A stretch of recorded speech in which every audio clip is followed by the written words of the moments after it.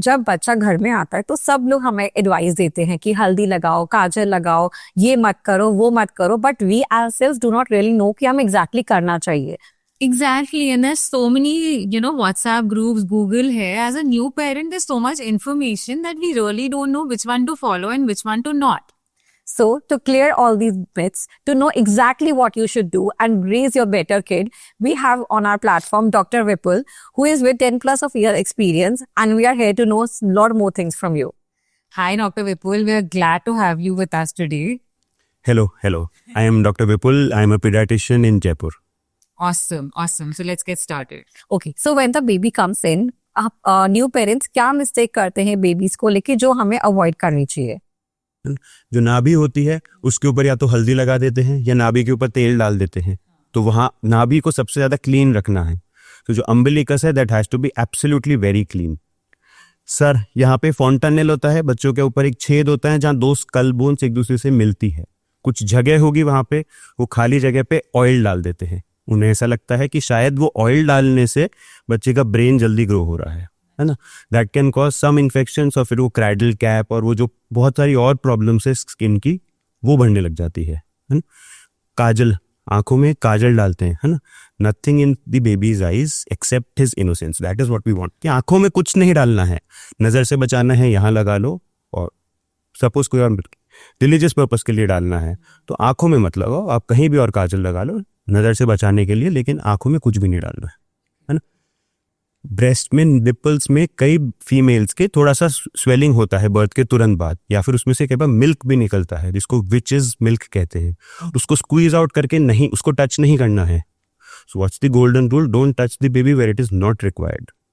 और मसाज बहुत प्यार से करानी, उसमें उल्टा लटका के स्टंट्स करना और उसको जोर जोर से मारना और बच्चा रोने लग जाए तब मसाज अच्छी है, दैट्स एब्सोल्युटली फॉल्स. तो सर आपने जैसे मेंशन किया, बट काजल हमारे लिए वो है कि उस लगाने से हमारी आईज बड़ी होती है बच्चे की. So is that true?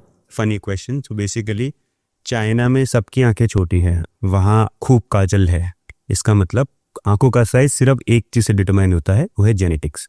अगर आपके मदर की, फादर की आंखें बड़ी है तो आपकी भी आंखें बड़ी होगी. अगर आपकी आंखें बड़ी है तो आपके बच्चों की आंखें भी बड़ी होगी. So that is how the size of the eyes determined. काजल लगाने से साइज में कुछ फर्क नहीं पड़ेगा. स्पेसिफिकली दादियाँ बोलती हैं कि हमने तो घर पे काजल बनाया है ना, बादाम का काजल बनाया है, वो भी नहीं लगाना है. फाइनली काजल के जो पार्टिकल्स होते हैं वो एक टीयर डक्ट होती है नाक और आंख के बीच में, जिसको अगर ब्लॉकेज हो जाती है तो फिर आंखों से पानी आता रहता है. तो कई बार हम बोलते हैं कि पेरेंट्स बोलते हैं कि 1 साल तक पानी आते जा रहा है, तो टीयर डक्ट ब्लॉक हो गई है. अगर आपको काजल लगाना ही है फॉर रिलीजियस पर्पस, नज़र से बचाना है, तो आप उसके पेट पे लगा लो, उसके फोरहेड पे लगा लो. आंखों में बड़ा बड़ा काजल लगा के वो बच्चा भी अच्छा नहीं दिखता है and it causes a lot of harm. Thank you so much for enlightening us. Okay, so now since you talk about kajal, but there is one more thing, मालिश, जो हम सबको लगता है कि मालिश करने से मेरा बच्चा स्ट्रांग हो जाएगा. इनफैक्ट मैंने भी मेरे बच्चे की बहुत मालिश करवाई है and I had that belief कि मेरा बच्चा उससे स्ट्रांग होगा. एंड तो प्लीज गाइड ऑन दिस कि इज इट ट्रू और हाउ डज इट वर्क? मालिश इज एक्चुअली मैजिक. मतलब बहुत अच्छी चीज़ है अगर उसको अच्छी तरीके से किया जाए, है ना. सो बेसिकली कुछ चीज़ें जिनका ध्यान रखना ही रखना है. मालिश खुद करें. अगर आपको लगता है पेन बहुत ज़्यादा है, सिजेरियन हुआ है या नॉर्मल डिलीवरी के बाद भी ऐसा लगता है कि अपन इतना एक्टिवली मालिश नहीं कर पाएंगे, दादी से कराओ, बुआ से कराओ, जो घर का कोई क्लोज रिलेटिव से मालिश कराओ. It has to be a happy time for the kid. अगर बच्चा मालिश में रो रहा है, मतलब अगर अपन सोना या स्पा या ऐसा कुछ कंफर्टेबल एक्सपीरियंस में भी अगर अपन परेशान हो रहे हैं, that means the experience is not good for us. Doctor Vipul, generally they से कि जब बच्चे की मालिश करते हैं और वो रोता है तो वो अच्छी बात है बिकॉज उसके फेफड़े खुलते हैं. तो what do you have to say about that?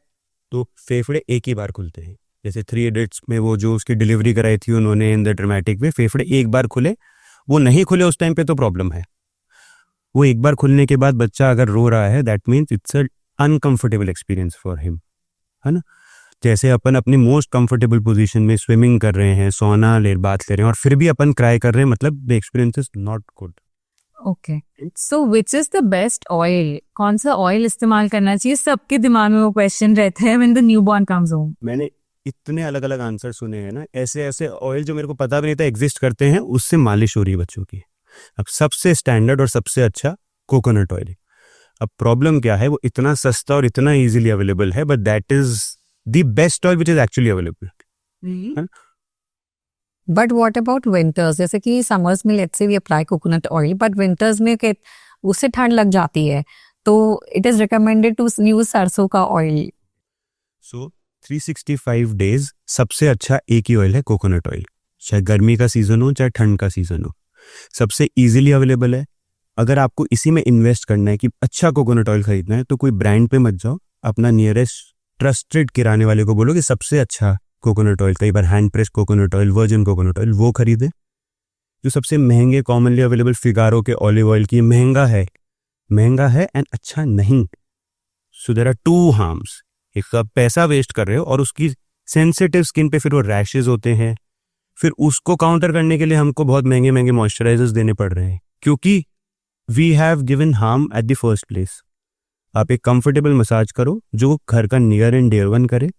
Massaging time should be very soothing for the baby. आप अच्छा सा म्यूजिक, श्लोक, ऑडियो स्टिमुलेट करो, आप कहानियां सुनाओ। That is how the massage was suppose to be traditionally, कि नानी दादी बैठती थी अपने पाँव पे, मालिश करवाती थी, 10-15 मिनट्स अच्छी कहानियां सुनाती थी, एंड फिर you go and take a bath. So in this whole process, like generally when you have a male child, उनके private parts में oil डालना is suggested from day one. So ये सही है क्या? एब्सोल्युटली गलत है और ये नुकसानदायक हो सकता है। सो जितने भी छेद हैं बच्चे की, start from the eyes, the ears, nose, मुंह, अम्बिलिकल वाला जो छेद है नाभि, यूरिन का एंड पॉटी का, कहीं पे भी कुछ भी नहीं इंट्रोड्यूस करना है। Whether it is oil, any form of, हम चाह रहे हैं कि मेडिसिन भी कम से कम दे। सिर्फ जुकाम हो रही तो नाक में डालने की सिर्फ दवाई दे, है ना। सो ऑयल इंट्रोड्यूस करने से वहां इन्फेक्शन हो जाएगा, so it will cause more harm. और आते हैं हमारे पास छोटे छोटे बच्चे जिनको यूरिन इन्फेक्शन हो गया है, एनल एरिया में इन्फेक्शन हो गया है। क्यों? क्योंकि हमने कुछ ना कुछ जो चाहिए ही नहीं था वो वहां इंट्रोड्यूस करा है। तो सर आपके पास बहुत सारे पेशेंट्स आते होंगे, तो आपने ऐसे कौन से बिगेस्ट मिस्टेक्स देखी हैं जो पेरेंट्स करते हैं related to their skin care routine? Skin, so बच्चों के स्किन को तो एक्सपेरिमेंट का वो बना रखा है कि इन पे हर चीज अप्लाई कर देते हैं। सबको ऐसा लगता है कि इनको गोरा करने के लिए किसी कौन से बटर से नहलाओ, घी से नहलाओ। अगर एक्चुअली नहलाना है तो एक्सप्रेस किया हुआ ब्रेस्ट मिल्क अगर बच गया है, कि सपोज आपने एक्सप्रेस किया, ब्रेस्ट मिल्क रूम टेम्परेचर पे 3 to 4 आवर्स चल जाता है, अनफॉर्चुनेटली उस टाइम पे बेबी ने नहीं पिया, उस ब्रेस्ट मिल्क को आप पानी में डाल के बच्चे को नहला सकते हो। सो उसकी वजह से क्या होता है कि वो बच्चे को जो सबसे सेफेस्ट, सबसे सॉफ्टेस्ट चीज़ है वो उसकी बॉडी पे लग रही है। सो मतलब इतने इजी सॉल्यूशंस हैं, बट प्रॉब्लम हम क्रिएट कर रहे हैं। सो बच्चों का skin care routine should be very simple. एकदम न्यूबॉर्न बेबी है, उसको सिंपल पानी से नहलाओ। अगर आपको लग रहा है कि जो ग्रीस जैसा है या चिपचिपा जैसा है, तो आप कोई एक माइल्ड सा सिंडेक बार या शैम्पू यूज कर सकते हैं, जो लिक्विड शैम्पू जिसको अपन बोलते हैं, कि लिक्विड सोप बच्चों की, वो इस्तेमाल कर सकते हैं। That is very safe for the baby. जरूरी नहीं है बहुत एक्सपेंसिव ब्रांड्स पे लाओ, आजकल सुपर एक्सपेंसिव ब्रांड्स हैं, बहुत मीडियम ब्रांड्स अवेलेबल हैं जो इजीली अवेलेबल हैं मार्केट में, आप उनमें से कहीं शिफ्ट हो जाओ। फिर बच्चों की सपोज स्किन पे रेडनेस हो गई है तो आपने एक अच्छा मॉइस्चराइजर इस्तेमाल करना ही पड़ेगा, क्योंकि जैसे पेरेंट्स को एलर्जी है, अगर सपोज उनको स्किन की एलर्जी है, अस्थमा है, तो बच्चों में there is a condition called as atopic dermatitis. वो अगर होगी तो उनको प्रॉब्लम होगी, उनको स्किन मॉइस्चराइज करना ही पड़ेगा हमें, क्योंकि उनका स्किन का जो बैरियर है, जो एक लेयर ऊपर से नीचे बचाता है, वही डेवलप नहीं हुआ है। So we have to get them a very good moisturiser. So how do you define a good moisturizer? Is there any label we need to read on, or how does it work? Label तो सब चीज में पढ़ना है। बच्चे को कुछ खिलाया तो लेबल पढ़ना है, बच्चे के कुछ अप्लाई किया तो भी लेबल पढ़ना है ना। जैसे डाइपर रैश क्रीम में इन्वेस्ट करो, है ना। आप डाइपर्स पहनाओ या ना पहनाओ, लेकिन डाइपर रैश क्रीम होनी चाहिए जिसके अंदर जिंक ऑक्साइड हो, सो दैट उसकी थिक कंसिस्टेंसी हो, वो पॉटी एरिया पे पूरी एक प्रोटेक्टिव कवरिंग रखे, जिससे कि अगर बाय चांस अपन ने वॉश क्लीन करते समय डैबिंग नहीं की, जोर से क्लीन किया, तो कहीं पे रेड स्पॉट्स ना हो। So that's a very simple and a good investment कि हर बच्चे के पास एक डाइपर रैश क्रीम होना चाहिए। कोई भी टैल्कम पाउडर इस्तेमाल नहीं करना है। एनी कंपनी पाउडर क्या करेगा, जो पोर्स होंगे उनको एकदम ब्लॉक कर देगा। सो उनको बहुत सारी स्किन की फर्दर प्रॉब्लम्स होगी, प्लस बाय चांस उसने इनहेल कर लिया वो पाउडर, वो लंग्स में जाएगा, वो एलर्जीज करेगा। बहुत सारे यूरोपियन नेशंस के अंदर बच्चों के लिए पाउडर बैन है, मतलब आप बेच ही नहीं सकते हो। हम लोग तो बचपन से सब वो थप थप थप थप थप थप करके वो पूरा बच्चे को सफेद करेंगे। Like the neck and by chance आपको ऐसा लग रहा है कि मॉइस्चराइज करना है या कोई स्मेल आ रही है, बच्चे ने वॉमिट कर दिया, आप एक मॉइस्चराइजर इस्तेमाल करो। फिर कौन सा मॉइस्चराइजर करना है, तो फ्रेग्रेंस फ्री, खुशबू नहीं आनी चाहिए। अपने का क्या पॉइंट है, बच्चा अच्छा खुशबू करना। बेबी की तो खुद की स्मेल इतनी अच्छी होती है, नथिंग टू बी लाइक उसकी मास्क की नहीं करनी है स्मेल, है ना। उसकी बॉडी पे जो फर्स्ट प्रोटेक्टिव कवरिंग होती है ना, वर्निक्स, वो नहीं उतारना है। बच्चा डिलीवरी होके आता है, हमें बोलते हैं कि बच्चे को अच्छे से क्लीन करके दो, हम नहीं करके देते हैं, because that's the protective covering God has given. अच्छा वो मदर की वूम में बनी, उसको उतारो ही मत। वो 2-3 दिन रहेगी तो स्किन ऑटोमेटिकली जब वो एंटर करेगा उस वर्ल्ड में तो skin will be shining and the best possible skin care वहीं से स्टार्ट हो जाता है। So to the question it just click me, आपने स्किन की बात करी तो रिसेंटली मेरे बेबी को एक बीमारी हुई which is known as HMFD, मतलब वो hand feet mouth disease, and it's very painful क्योंकि वो कुछ खा नहीं पाते because she has ulcers in her mouth. So please tell me कि एज अ मदर मुझे क्या करना चाहिए, and I am panicking a lot, तो मुझे क्या चीज़ों का ध्यान रखना चाहिए उस प्रोसेस में। तो अभी ऑलमोस्ट जयपुर में या राजस्थान में, अब ऑलमोस्ट पूरे इंडिया में हैंड फुट माउथ डिजीज के केसेस ऑलमोस्ट 10 to 15 टाइम्स बढ़ गए हैं रिसेंट कुछ ईयर्स में। It's not a new virus, पुराना वायरस है, एंड उसकी वजह से ये स्कूल गोइंग बच्चों में स्पेसिफिकली होता है। अब स्कूल में कोई एक बच्चा होगा जिसके हाथ पे लीजन्स लगेंगे, सबको लगेगा मच्छर काटा है, तो स्कूल भेज देंगे। उस एक दिन में उस बच्चे ने कम से कम 2 या 3 और बच्चों को इन्फेक्ट कर दिया। अब प्रॉब्लम क्या होती है, एक से दूसरे को होएगी, फिर वो छुट्टी लेगा, घर पे उसके मुंह के ऊपर छाले हो जाएंगे, हाथ पे छाले हो जाएंगे, बटक से एल्बोस पे छाले हो जाएंगे, उससे पानी नहीं पिया जाएगा, फिर वो चिड़चिड़ापन करेगा। अच्छी चीज क्या है इस बीमारी के बारे में, चलो दीज आर ऑल दी, इसने नुकसान किया, इट इज सेल्फ लिमिटिंग, खुद ही ठीक हो जाएगी। 3-4 डेज रेस्ट करो, बच्चे को बोलो स्कूल बंद करना है, पानी पीना है, पेन ज्यादा हो रहा है तो पैरासीटामोल, खुजली ज्यादा हो रही है तो कैलोमाइन लोशन, कोकोनट ऑयल लगा दो, उसको काम करो, शांत करो। वो बहुत इरिटेटेड रहेगा, उसको पूरे टाइम उसका टाइम स्पेंड करो, ठीक हो जाएगा, फिर स्कूल रिज्यूम कर दो। But what about the time जब वो उस टाइम पे वो कुछ खाता भी नहीं है, पीता भी नहीं है, तो यू फील कि उसको डिहाइड्रेशन ना हो जाए, and there are other 10 things which comes in your mind, so guide.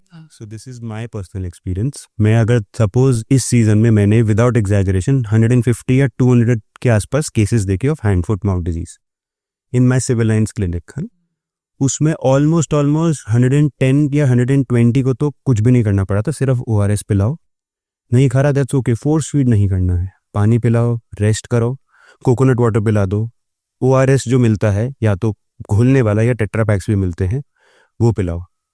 लेकिन 2 या 3 बच्चों को हमें एडमिट करना पड़ा because they had even stop drinking ORS because the mouth was full of ulcers that was super painful.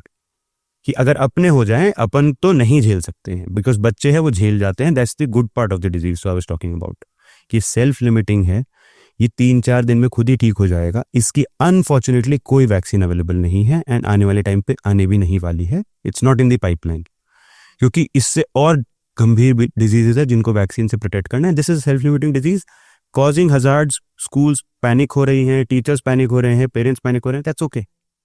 There are things जो panic कर सकते हैं, but there is no harm which is being caused by this disease. No permanent harm which are. वो निशान चले रहेंगे, निशान चले रहेंगे, है ना, स्किन केयर में प्रॉब्लम नहीं आएगा। हाँ, so that's a very common thing. So how, you know, from skin coming to hair, you know, the most common thing is कि बच्चा हुआ है, उसका जल्द से जल्द मुंडन कराना है ताकि बाल अच्छे आएंगे. So what is like, is that true? कराना ही नहीं है ना। और दूसरा, अगर रिलीजियस पर्पस के लिए कराना चाहते हो तो करा सकते हो। अब दोनों पॉइंट्स को डिस्कस कर लेते हैं। सबसे पहले, इंडिया के बाहर UK, US, यूरोपियन कंट्रीज में कोई मुंडन नहीं होता है। उन बच्चों के बाल बहुत अच्छे हैं, कई बच्चों के बाल अपने बच्चों के बाल से भी ज़्यादा अच्छे हैं because of their good nutrition, है ना।